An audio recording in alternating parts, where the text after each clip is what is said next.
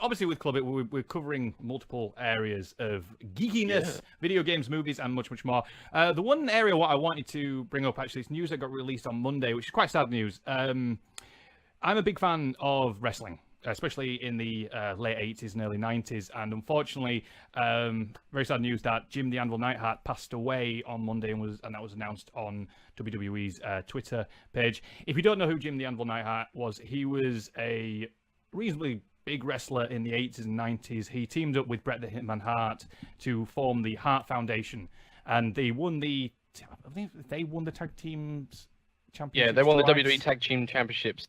Twice. Established. I know they definitely won it once. I don't know if Jim actually won it with somebody else. I can't really remember. But actually, the Hart Foundation was one of the first teams that I watched in wrestling when I was like 3 years old. My brother was quite into it, and sort of like, obviously with you got an older brother, it passes on to you a little bit what they like. And he got bought, I think it was Christmas or his birthday one year, SummerSlam 89.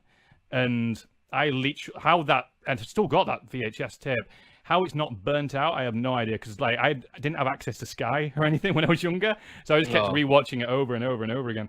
And one of the matches on there was the Hart Foundations versus the Brainbusters, and it was just they were instantly a classic tag team. You had the excellence of execution of Bret the Hitman Hart, and then the powerhouse of Jim, who actually he was a big guy as well. He was not small, and he was so freaking nimble. Like, he'd go over the top rope and do all the moves which we now, if you're a WWE fan, take for granted.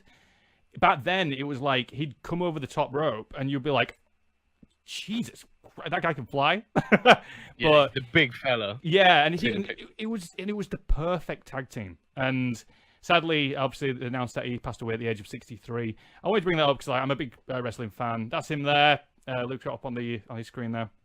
He was awesome. He was so charismatic. If you ever get a chance, and if you're into wrestling, if you've never watched the documentary on Bret the Hitman Hart, it's about him, but it does pull in a lot of how Jim influenced Bret and how he helped him in his early career. Jim was very much the charismatic one on the camera, where Bret was very shy and didn't know how to talk. He was very good in the ring, but he just couldn't talk on the mic. And Jim would actually do all that for him and talk and really loud, and it was just an amazing wrestler. And unfortunately, he actually married Bret's sister and actually joined the Hart family and was trained by Bret the Hitman Hart's father. So unfortunately, the Hart family have lost another member of their family, which is very, very sad. So I just wanted to bring that up on the show, and our thoughts go out to him and his family. Absolutely. Bit of sad news I wanted to bring up, but I wanted to bring that up on the show.